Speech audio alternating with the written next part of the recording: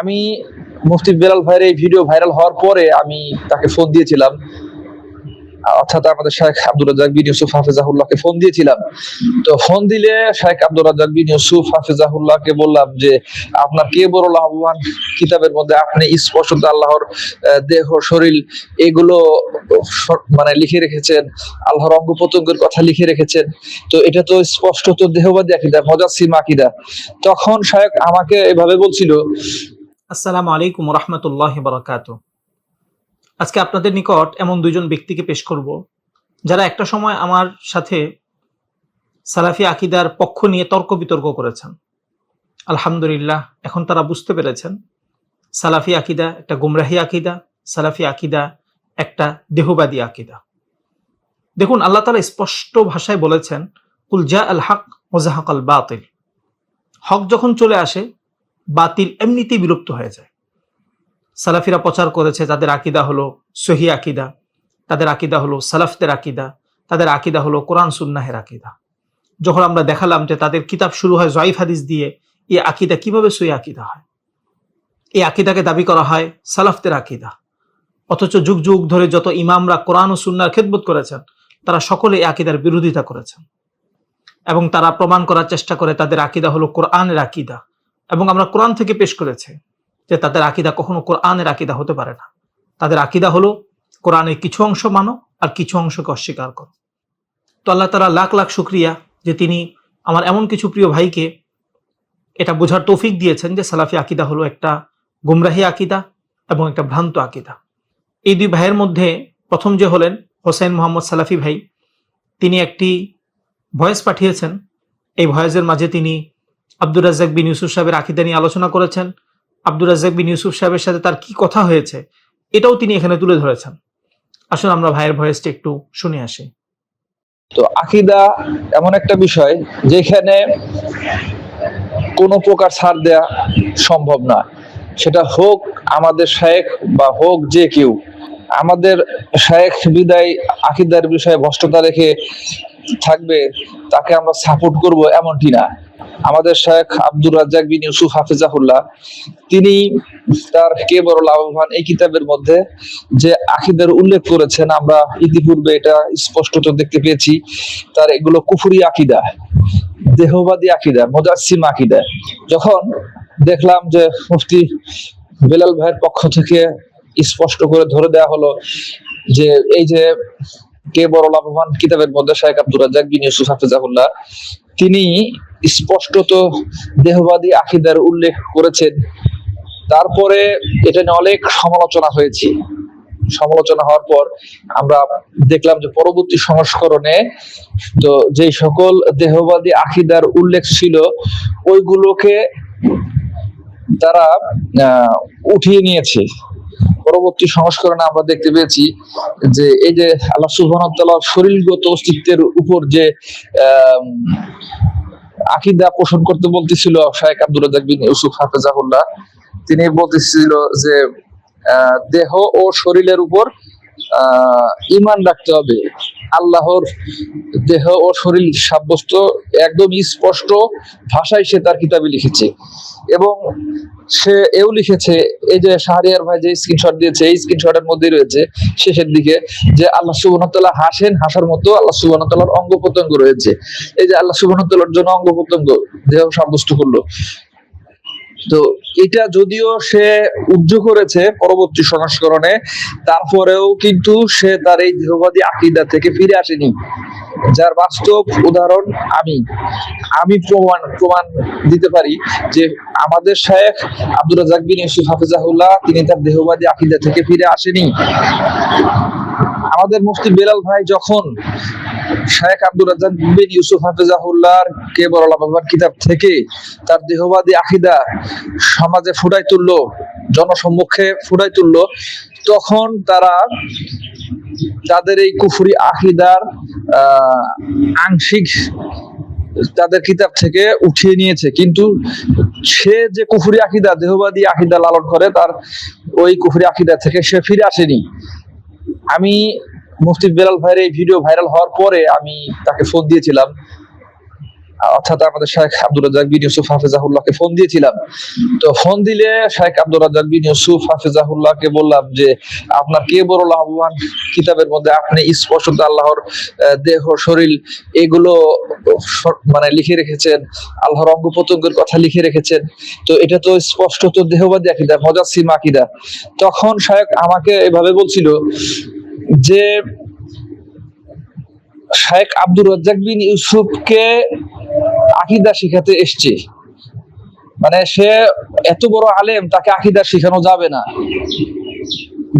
সে বলতেছে যা বলছি ওইটাই ঠিক, মানে সে তার ওই দেহবাদী আকীদা থেকে সে ফিরে আসবে না, সে ফিরে আসেনি এখনো।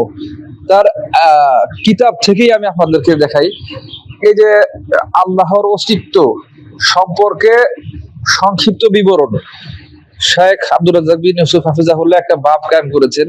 তো এই বাবের মধ্যে তিনি আল্লাহ সুবহানাহু ওয়া তাআলার আকার রয়েছেন, আল্লাহ সুবহানাহু ওয়া তাআলার হাত পা এগুলো রয়েছেন, হাদিস নিয়ে এসছে। তিনি ডাইরেক্ট বলতেছে এই আয়াত থেকে আল্লাহর মুখমণ্ডল প্রমাণিত হয়, এই হাদিস থেকে আল্লাহর হাত প্রমাণিত হয়, ডাইরেক্ট বলতেছি। ঠিক আছে, এখন আপনারা ভালো করে লক্ষ্য করুন যে তিনি যখন হাদিস থেকে কোরআন থেকে এভাবে বলতিছে, তখন কিন্তু তিনি আল্লাহর এই হাত পা, তারপরে পায়ের গোছা, মুখমণ্ডল এগুলোকে আল্লাহর সিফাত বলতিছে না। তিনি যে শিরোনাম দিয়েছেন যে আল্লাহর অস্তিত্ব সম্পর্কে সংক্ষিপ্ত বিবরণ, এই যে আল্লাহর অস্তিত্ব, আল্লাহর আকার প্রমাণ করার জন্য আল্লাহর যে দেহ আছে, আকার আছে, এই হাত পা, মুখমণ্ডল, পায়ের গোছা এগুলো সব কিছু দিয়ে তিনি আল্লাহর দেহ সাব্যস্ত করেছেন, আকার সাব্যস্ত করেছেন।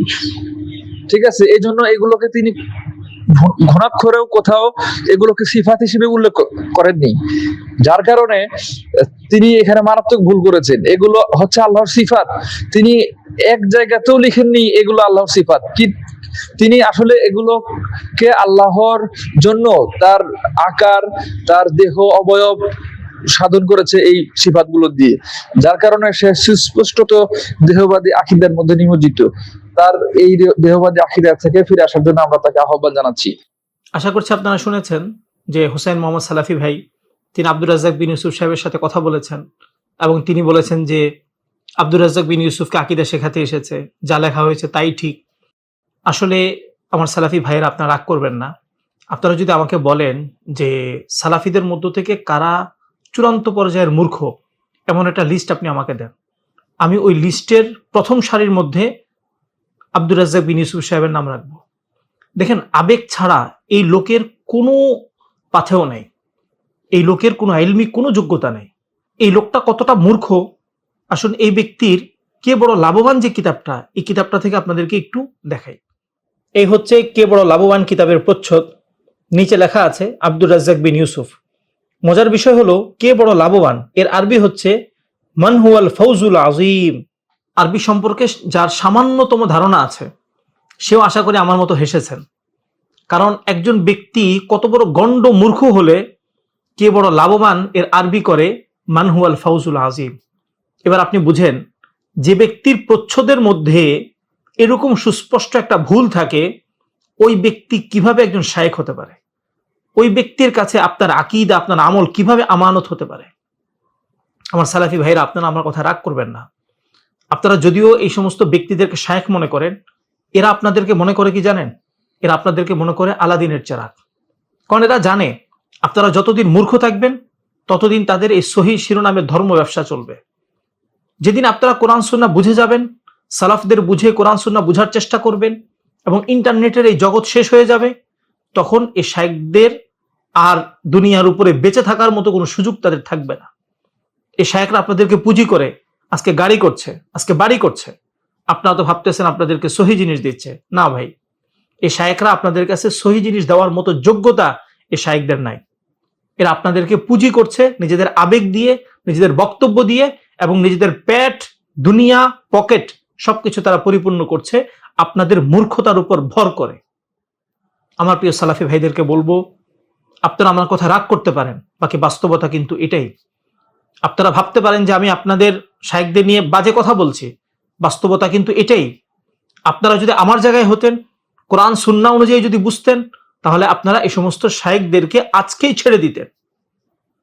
আমি দোয়া করি আমাদের হোসেন মোহাম্মদ সালাফি ভাই যেমনি বুঝতে পেরেছে যে আব্দুর রাজ্জাক বিন ইউসুফ সুস্পষ্ট একটা দেহবাদী এবং সে সহি শিরোনামে দেহবাদী আকীদা প্রচার করছে, আমার প্রত্যেকটা সালাফি ভাই এভাবে বুঝার চেষ্টা করুন। আল্লাহ তাআলা আমার সালাফি ভাইদেরকে বুঝার তৌফিক দান করুন, আমিন।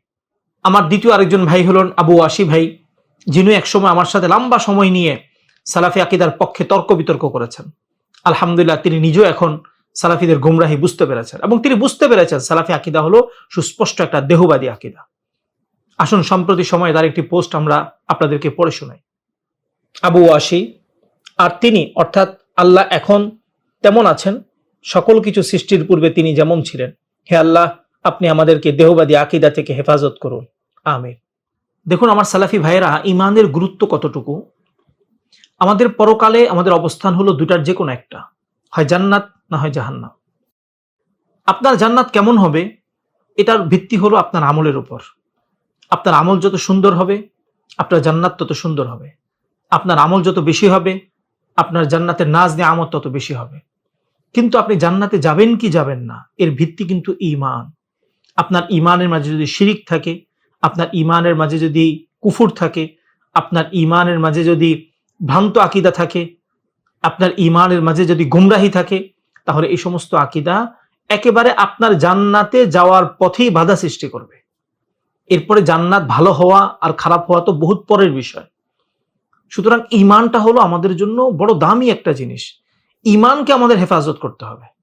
আরে বাতিল ফেরকাগুলো প্রথমে আঘাত করে আমাদের ঈমানের উপর, যাতে করে আমাদের পরকালটাই অনিশ্চিত হয়ে যায়।